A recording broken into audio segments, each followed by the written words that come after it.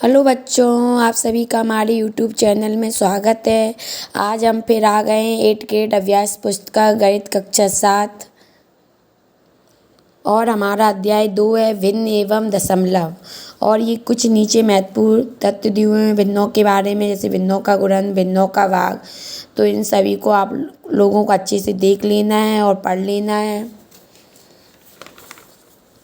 और यहाँ से हमारे प्रश्न स्टार्ट हो जाते हैं।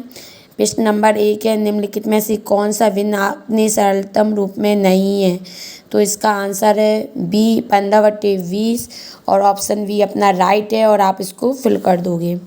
फिर प्रश्न नंबर 2 अपना है, निम्नलिखित में से कौन सी आकृति 2 गुणा 1/5 को दर्शाती है? तो अपना ऑप्शन सी राइट है। इसमें 2 आकृतियाँ दी गई हैं, उनके 5-5 भाग किए गए हैं और एक एक भाग को छायांकित किया गया है। तो ये 2 गुणा 1/5 को दर्शाती है। अब ऑप्शन सी राइट है, ऑप्शन सी को फिल कर दोगे। फिर अपना प्रश्न नंबर 3 है, 0.023 निम्नलिखित में से किस युग्म के बीच में स्थित है? तो ये अपना होगा बी 0.02 और 0.03 के बीच ये स्थित होगा। तो अपना ऑप्शन बी राइट है और उसको आप फिल कर दोगे।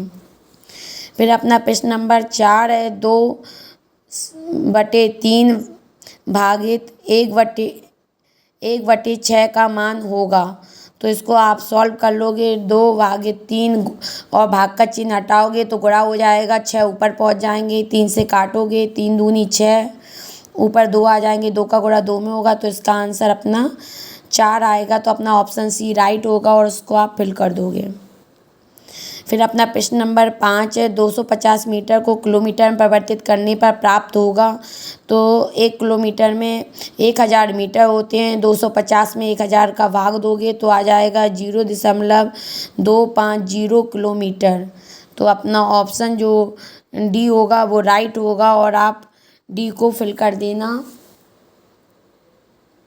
तो ऑप्शन जो अपना डी है उसको आप फिल कर दोगे।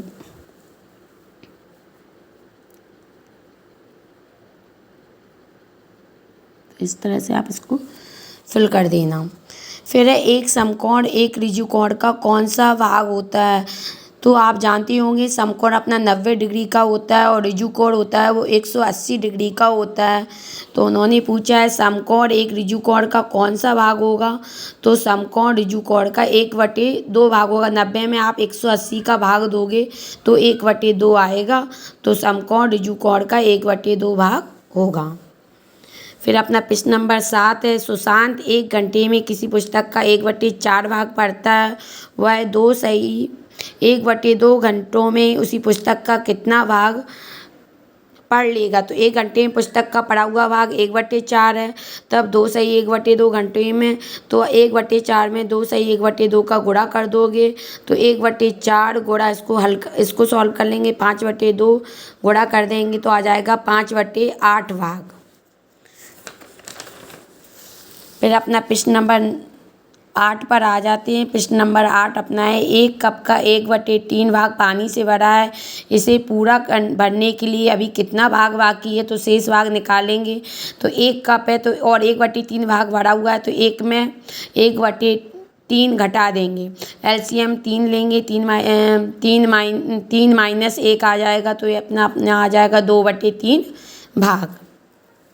फिर प्रश्न नंबर 9 है, एक चाय की दुकान में 3 दिनों में दूध की खपत क्रमशः 5.2 लीटर, 3.8 लीटर और 6.3 लीटर है।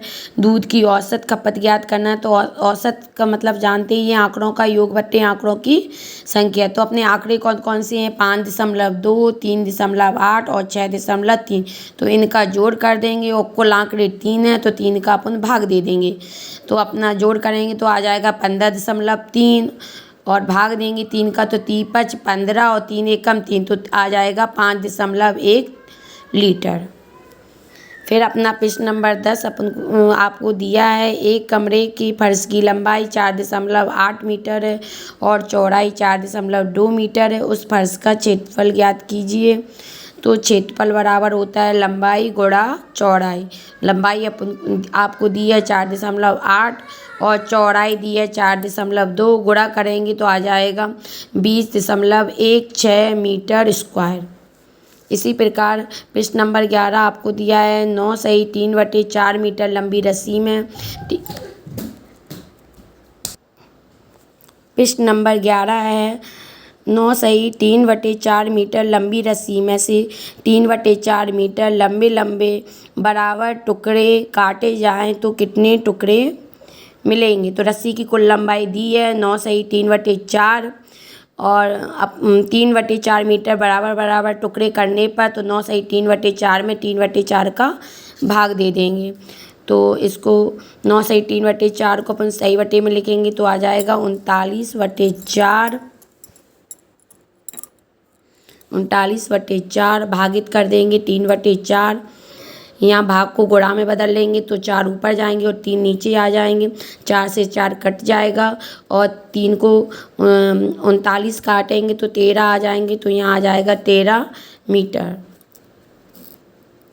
फिर प्रश्न नंबर 12 पे आ जाते हैं। प्रश्न नंबर 12 अपना है एक तोता और एक कबूतर ज़मीन से क्रमशः 20 सही 1/8 मीटर और 20 सही 1/2 मीटर की ऊंचाई पर उड़ रहे हैं।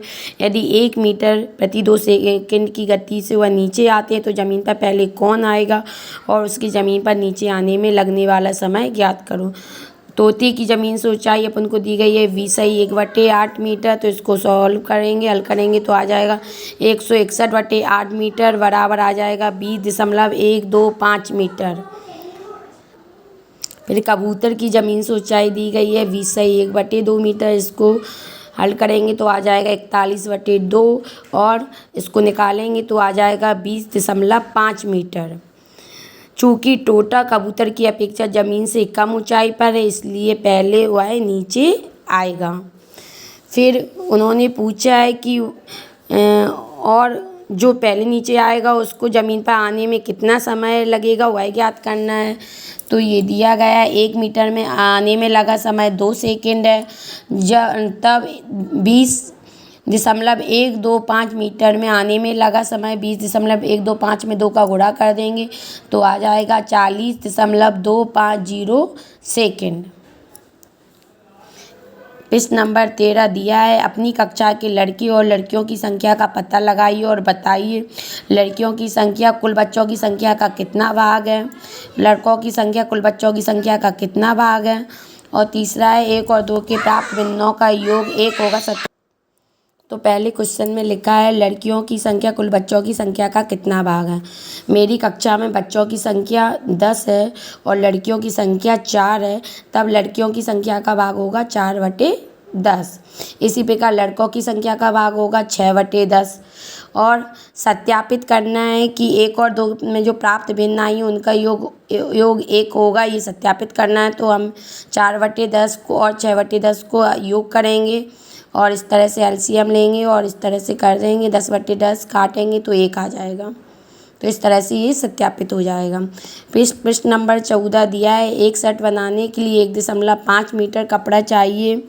आप शर्ट बनाने के लिए 1 सही 4/5 मीटर और 1 सही 2/5 मीटर कपड़े में से कौन सी लंबाई का कपड़ा चुनेंगे और क्यों, उपयोग के बाद कितना कपड़ा शेष बचेगा। तो हम शर्ट बनाने के लिए 1 सही 4/5 मीटर बराबर 1.8 मीटर कपड़े का उपयोग करेंगे, क्योंकि 1 सही 2/5 1 सही 2/5 1 सही 2/5 बराबर होगा 1.4 मीटर कपड़ा शर्ट के लिए। तो प्रश्न के अनुसार कपड़ा कम होगा तो हम 1 सही 4/5 मीटर कपड़े का उपयोग करेंगे क्योंकि यह ज़्यादा होगा और शेष बचा हुआ कपड़ा निकालेंगे। तो इस तरह से अच्छा ये 1 सही 4/5 में 1.5 घटा देंगे, 1.8 में 1.5 घटाएं तो आ जाएगा 0.3 मीटर कपड़ा शेष बचेगा। तो इस तरह से आप सभी प्रश्न सॉल्व कर लेंगे। और अपना ये प्रश्न नंबर 15 दिया हुआ है, अपने माता पिता की आयु पूछिए और बताइए कि, तो ये आपको अपनी आयु और अपने पिता की आयु के अनुसार ये सवाल हल करना है। जैसे आपकी आयु अगर 11 है या 12 साल है और आपके पिता की आयु 40 या 45 साल है, जैसे 11 और 40 है तो 11/40 कर देंगे।